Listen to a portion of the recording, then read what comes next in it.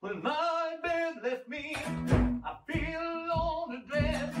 Our trees are cold and trundling down the break of hotel. Bonjour et bienvenue à la Confi Chronique. Aujourd'hui, on va vous parler d'Alain Damasio.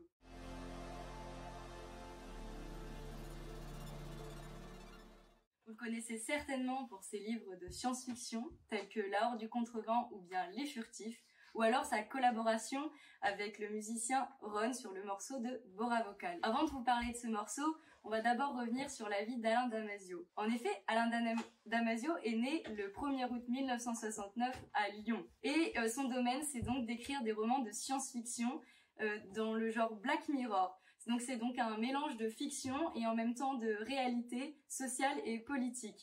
En effet, Alain Damasio adore bousculer son public au niveau politique.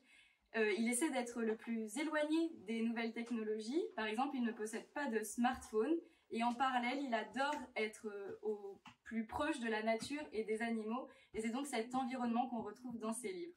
Vous allez donc me demander comment un auteur de science-fiction se retrouve sur le devant de la scène musicale. Bah oui. Ouais, comment? Eh bien en fait, tout cela a commencé lors d'une rencontre amicale. En effet, Alain Damasio rencontre Ron lorsque celui-ci a 19 ans. Et il est avec son pote Ludo, et tous les deux, il veut mettre en scène le premier roman d'Alain Damasio écrit en 1999, nommé La Zone du Dehors. Mais ce projet n'aura pas lieu, mais il donnera naissance plus tard à Bora Vocal.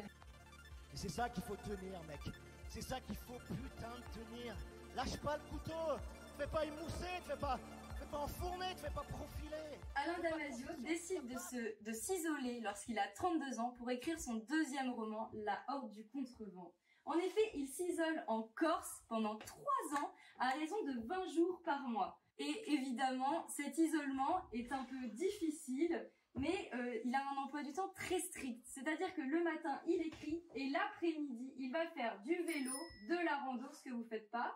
Et évidemment, cela lui donne de l'inspiration et donc il peut créer de cette manière. Il s'isole pendant 3 ans et parce que pour lui, c'est important de rester dans un même environnement pour pas qu'il n'y ait des moments de latence. Et vous allez donc me dire, c'est bien beau tout ça, mais cela ne nous explique pas comment Alain Damasio se retrouve à la Philharmonie de Paris. Comment il se retrouve à la Philharmonie de Paris alors? Philharmonie? Eh bien, tout cela commence grâce à La Horde du Contrevent. En effet, dans son isolement, Alain Damasio, au bout d'une dizaine de jours, pouvait parfois devenir un peu fou. Alors il décide de s'enregistrer sur un dictaphone. Parce qu'évidemment, à l'époque, on n'a pas tous les réseaux sociaux qu'on a. Et du coup, il décide de poser verbalement ses émotions et ses idées pour pouvoir les écouter après.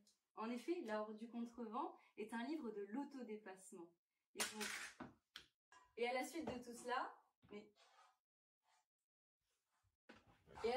cela, Alain Damasio rentre à Paris car il a fini son livre. Il va donc mettre les cassettes, son journal intime de la solitude, dans un studio à Guigancourt à Paris. Et ce studio, il le loue à une amie. Et il lui dit, t'inquiète si tu te fais chier, n'hésite pas à écouter ces cassettes pour te marrer. La fille, elle prend au premier pied de la lettre cette recommandation et elle les écoute. Et cette fille, elle sort avec le pote Ludovic de Ron dont on a parlé tout à l'heure et elle va les faire écouter à Ludo. Et du coup, Ludo, il va les faire écouter à Ron. Et à cette époque, Ron est un musicien qui se cherche, il n'est pas encore connu et il va tomber sur un extrait d'automotivation qu'Alain Damasio s'était enregistré pour lui-même et ça va lui parler. Il va être touché par ça. Et en fait, il était au moment où il écrit les premiers jets de Bora Vocal. Et du coup, il va décider de poser la voix d'Alain Damasio sur un morceau de Bora Vocal. Et du coup, Alain Damasio, il n'est pas au courant de tout ça. Lui, il vit sa petite vie, il est en train de devenir best-seller, etc.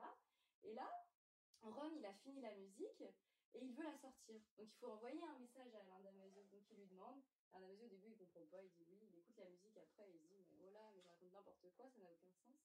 Et en fait, Alain Damasio, après, une fois que la musique est sortie, il va recevoir un grand nombre de